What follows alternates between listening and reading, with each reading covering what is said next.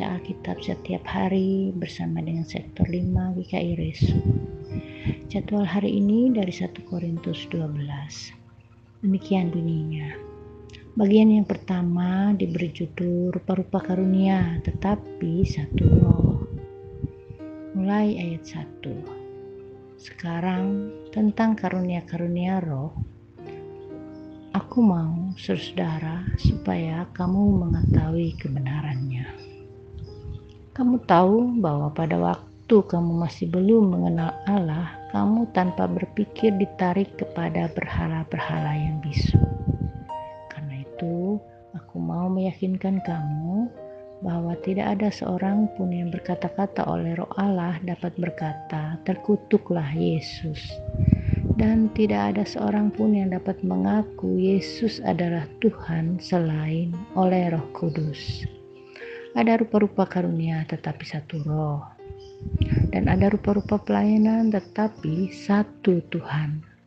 Dan ada berbagai-bagai perbuatan ajaib tetapi Allah adalah satu yang mengerjakan semuanya dalam semua orang. Tetapi kepada tiap-tiap orang dikaruniakan penyataan roh untuk kepentingan bersama. Sebab kepada yang seorang, roh memberikan karunia untuk berkata-kata dengan hikmat. Dan kepada yang lain, roh yang sama memberikan karunia berkata-kata dengan pengetahuan. Kepada yang seorang, roh yang sama memberikan iman. Dan kepada yang lain, ia memberikan karunia untuk menyembuhkan. Kepada yang seorang, roh memberikan kuasa untuk mengadakan mukjizat, dan kepada yang lain, ia memberikan karunia untuk bernubuat. Dan kepada yang lain lagi, ia memberikan karunia untuk membedakan macam-macam roh.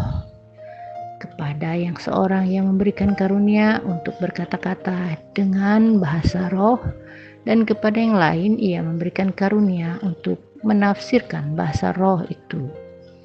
Tetapi semuanya ini dikerjakan oleh roh yang satu dan yang sama yang memberikan karunia kepada tiap-tiap orang secara khusus seperti yang dikehendakinya.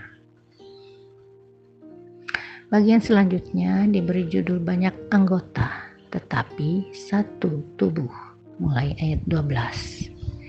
Karena seperti tubuh itu satu dan anggota-anggotanya banyak, dan segala anggota itu sekalipun banyak merupakan satu tubuh, demikian pula Kristus.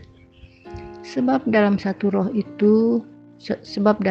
roh kita semua, baik orang Yahudi maupun orang Yunani, baik budak maupun orang merdeka, telah dibaptis menjadi satu tubuh.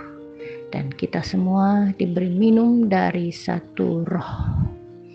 Karena tubuh juga tidak terdiri dari satu anggota, tetapi atas banyak anggota. Andai kata kaki berkata, karena aku bukan tangan, aku tidak termasuk tubuh, jadi benarkah ia tidak termasuk tubuh? Dan andai kata telinga berkata, karena aku bukan mata, aku tidak termasuk tubuh, jadi benarkah ia tidak termasuk tubuh? Andai kata tubuh seluruhnya adalah mata, di manakah pendengaran? Andai kata seluruhnya adalah telinga, di manakah penciuman? Tetapi Allah telah memberikan kepada anggota masing-masing secara khusus suatu tempat pada tubuh seperti yang dikehendakinya. Andai kata semuanya adalah satu anggota, di manakah tubuh? Memang ada banyak anggota, tetapi hanya satu tubuh. Jadi mata tidak dapat berkata kepada tangan, aku tidak membutuhkan engkau. Dan kepala tidak dapat berkata kepada kaki, aku tidak membutuhkan engkau. Malahan justru anggota-anggota tubuh yang nampaknya paling lemah, yang paling dibutuhkan. Dan kepada anggota-anggota tubuh yang menurut pandangan kita kurang terhormat, kita berikan penghormatan khusus. Dan terhadap anggota-anggota kita yang tidak elok, kita berikan perhatian khusus. Hal itu tidak dibutuhkan oleh anggota-anggota kita yang elok. Allah telah menyusun tubuh kita begitu rupa, sehingga kepada anggota-anggota yang tidak mulia diberikan penghormatan khusus, supaya jangan terjadi perpecahan dalam tubuh, tetapi supaya anggota-anggota yang berbeda itu saling memperhatikan. Karena itu, jika satu anggota menderita, semua anggota turut menderita. Jika satu anggota dihormati, semua anggota turut bersukacita. Kamu semua adalah tubuh Kristus dan kamu masing-masing adalah anggotanya. Dan Allah telah menetapkan beberapa orang dalam jemaat.